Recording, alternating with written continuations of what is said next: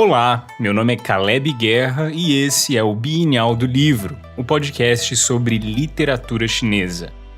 O tema do episódio de hoje é Eu no Centro do Círculo. Vamos falar sobre taoísmo e algumas teorias sociológicas. Bora lá?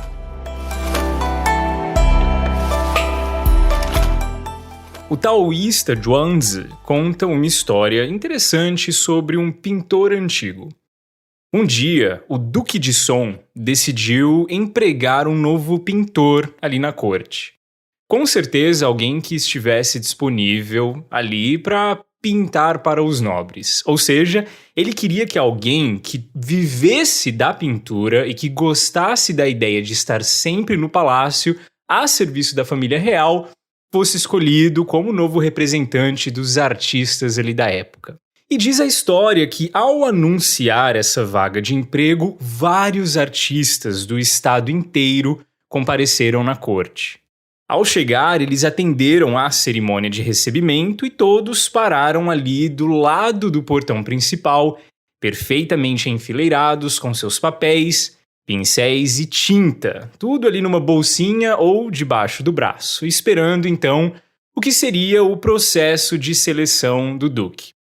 Ordem, tranquilidade e silêncio, acredito eu, tudo que uma visita ao palácio do duque requer. E Zhuangzi então conta a história dizendo que atrasado chegou um cara. E ele foi chegando assim, abrindo seu caminho entre as filas perfeitamente ordenadas dos outros pintores, como quem não quer nada, como quem não pertence muito a esse lugar, tranquilão, despercebido, roupa um pouco desleixada, talvez não muito consciente de ter sido o último a chegar e de ter chegado atrasado. Passando ali entre todo mundo, uma cena bastante excêntrica para quem conhece a solenidade ritualística com a qual visitantes do Palácio Real eram obrigados a se portar. E ao oficialmente ser conduzido para o seu lugar na fila após se apresentar oficialmente, esse rapaz simplesmente não ficou parado ali na fila. Contra todas as regras de etiqueta possíveis, ele saiu da fila e dirigiu-se ao que seria o dormitório onde ele estaria hospedado. Aqui, a gente vê que o cara era um desses que realmente vivia de acordo com as próprias regras.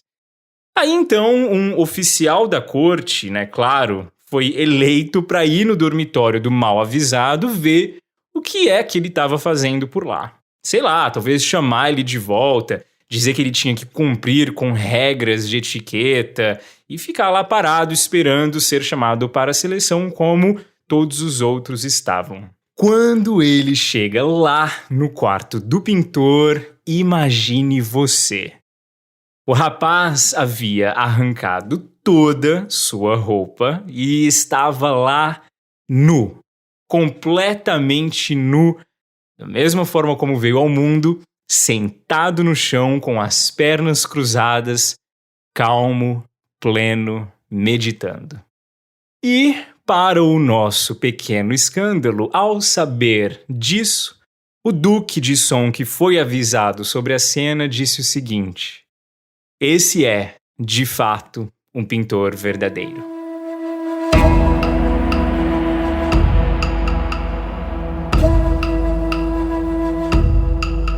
Em seu livro chamado A Natureza Humana e a Ordem Social, o sociólogo Charles Cooley, ali no capítulo 5, desenvolve uma teoria super interessante sobre o significado do eu e também sobre o eu social.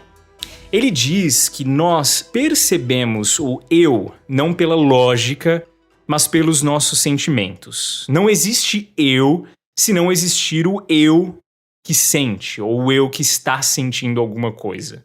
Até a máxima penso, logo existo, para Cooley, não foge de sentimentos instintivos que temos ao pensar, seja lá quais esses sentimentos sejam. E desenvolvendo ali a sua teoria, ele fala sobre o eu do espelho. Uma das teorias da consciência humana. Para Cooley, A percepção de nós mesmos não foge do eu que nós pintamos ao nos imaginar sendo observados.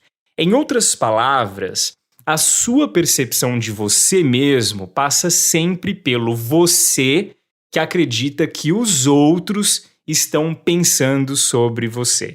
Cada pessoa, situação ou ambiente social, de acordo com essa teoria, viraria um grande espelho.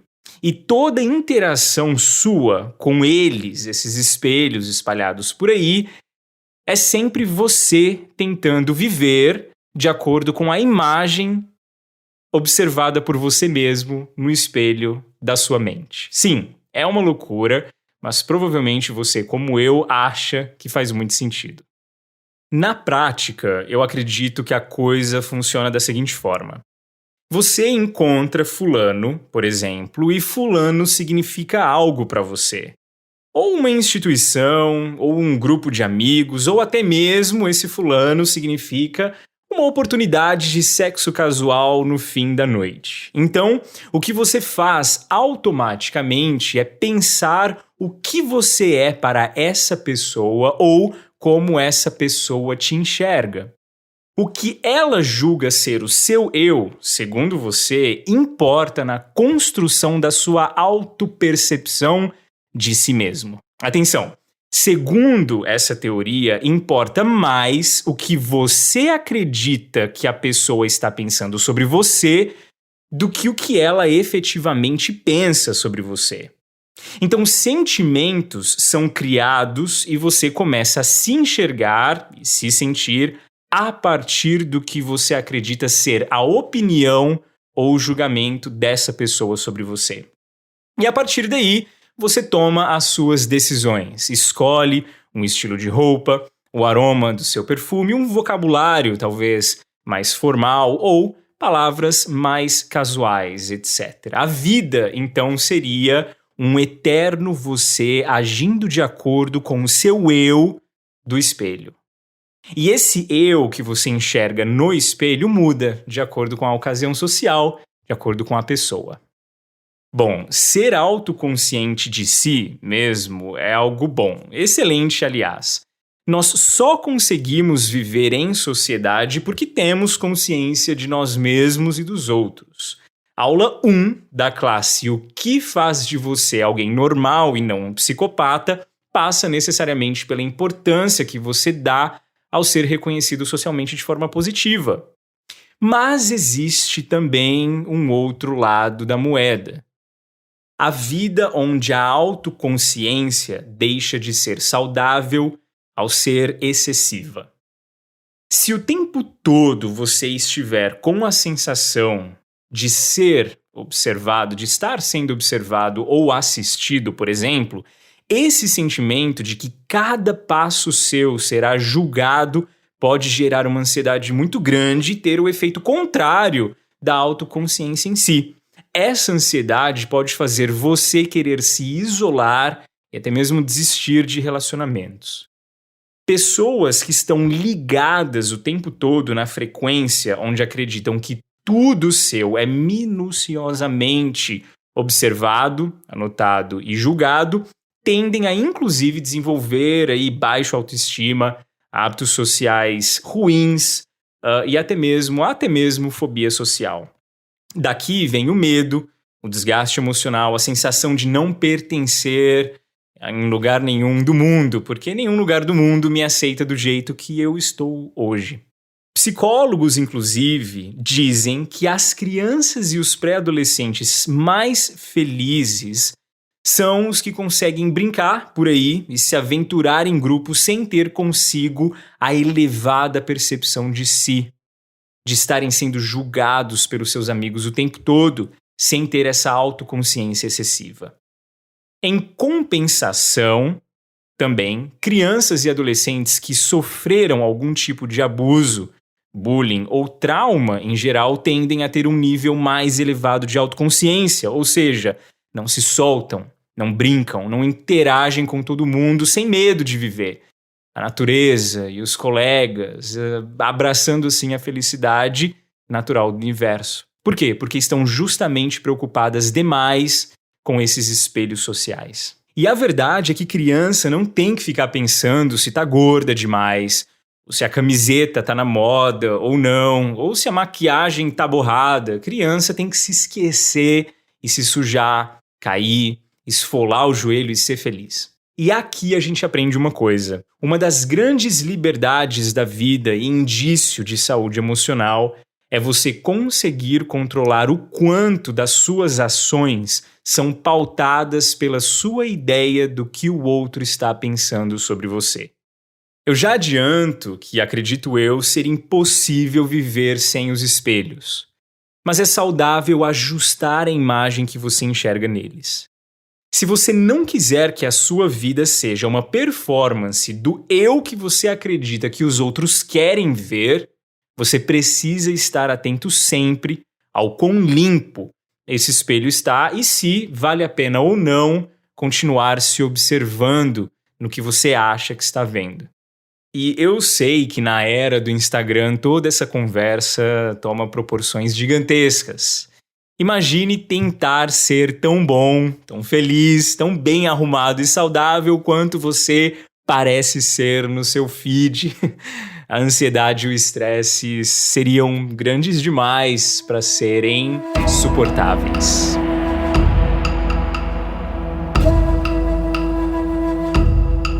No mesmo livro, o Zhuangzi tem a história do Nanguozhi, que sentou encostado numa mesinha pequena e esqueceu-se de si mesmo. Ele entrou num estado meditativo e contemplativo que, segundo o amigo dele, parecia até que ele tinha morrido. Tem a história também de um cara que chamava Jiang Xiangshi, e ela é a seguinte. Jiang Xiang vivia de acordo com o princípio do centro do círculo, onde todas as coisas giram e através de onde ele conseguia enxergar o fim de todas elas. Juntamente com elas, então, ele não tinha fim nem começo. Se tornava independente das suas aspirações, ou de aspirações humanas, ou de impulsos, e até mesmo independente do tempo. Convergindo-se juntamente com todas as coisas, ele se transformava. E por que ele não encontraria nisto descanso? Bom, estar no centro do círculo faz você esquecer-se de si mesmo. Nem que por um instante somente. Mas eu acredito que esses momentos sejam fundamentais na construção do seu eu verdadeiro. Por quê? O taoísmo, dentre outras coisas, ensinava que você é um ser social, mas não somente isso. Ele acreditava que a cultura e a sociedade formam realmente você e te definem, mas somente até certo ponto. Felizes são aqueles que conseguem extrair de outras fontes o necessário para criar o seu próprio eu e a sua própria consciência de vida e de existência. Se você se enxerga e se constrói observando somente os espelhos sociais, na melhor das hipóteses, você vai se tornar como um dos tantos pintores que foram ali ao palácio do Duque naquele dia. Você vai viver de acordo com as regras, fazer bonitinho, se encontrar sempre à disposição dos homens e de suas necessidades. Talvez isso vai custar um pouco do seu bem-estar, da sua paz de espírito e da sua tranquilidade, mas você será muito bem retribuído socialmente. Agora, se você quiser beber de outras fontes de interações cósmicas que também ajudam a construir quem você é, talvez você vai passar aí por excêntrico às vezes, mas eu já aviso.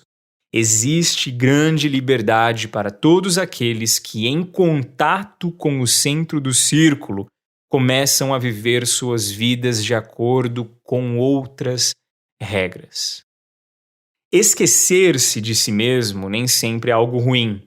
Os maiores prazeres da vida estão realmente à disposição daqueles que conseguem usufruir momentos e pessoas esquecendo-se de si mesmos, ou com a buzina da autoconsciência tocando em volumes baixos. Eu acredito que muito do que compõe a imagem que nós vemos na frente desses espelhos sociais espalhados por aí é tudo o que nós não encontramos na sociedade em si. Se você quer ser você mesmo, você vai precisar, no fim das contas, de pontos de referências que vão além das expectativas que você julga as pessoas terem sobre você. E não é esse o paradigma? Quanto mais autêntico você quiser ser, menos igual ao todo você vai parecer. E se você quiser seguir por esse caminho, decisões tomadas no sentido inverso são as melhores. Ou seja, pare de agir tentando copiar a imagem que você acredita que as pessoas têm de você. Haja no sentido de transformar a sua própria percepção dessa imagem e não ser moldado por ela. Até porque você pode se surpreender com as baixíssimas expectativas reais que o mundo tem sobre você. Muito do que a gente cria na nossa cabeça é pura ilusão. As redes sociais fazem realmente parecer verdadeiro demais, mas na verdade é um sopro. Voltando à história de Zhuangzi, o pintor verdadeiro foi assim reconhecido não pela análise de suas obras, perceberam? Mas sim pela observação da sua pessoa. Ele foi reconhecido justamente porque não estava tentando agradar ninguém. E provavelmente esses, são os melhores artistas mesmo. Aqueles que fazem suas artes como representação de si e não como pagamento de expectativas. Eu, na verdade, não sei muito bem ainda o que é isso. Eu vivi mais da metade da minha vida me julgando pela imagem ofuscada que eu achava que via nos espelhos por aí, e o outro resto dela eu estava talvez ocupado demais quebrando alguns desses espelhos. Hoje, e somente hoje, eu tento sentar no centro do círculo, esquecer de mim mesmo e redirecionar o conhecimento do universo até a formação do meu eu. Dessa forma, por exemplo, eu descobri que poucos espelhos que eu achava que eram enormes e valiam muito a pena nem se sustentaram. E agora, os que sobraram estão bem mais limpos do que antes. A autenticidade permanece a quem se esquece de si e vive um pouco mais com o espírito e menos com a lógica da sociedade das aparências. É no centro do círculo que vale a pena se esquecer e se reencontrar. As pegadas do seu eu que você deixar por aí após se familiarizar com esse processo serão muito mais bem vistas e amplamente seguidas. Acredite.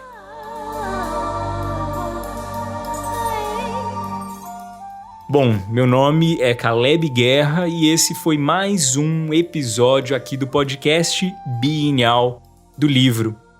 O podcast Bienal do Livro é parceiro da Aboio. A Aboio é uma revista multimídia e produtora independente. Tem o site da Aboio, www.aboio.com.br, e também as redes sociais, tanto da Aboio quanto do Bienal do Livro. Se você quiser entrar em contato, conversar com a gente, fazer perguntas e também saber mais referências taoístas e sobre literatura antiga em geral, pode entrar em contato comigo. Um grande abraço e até a próxima.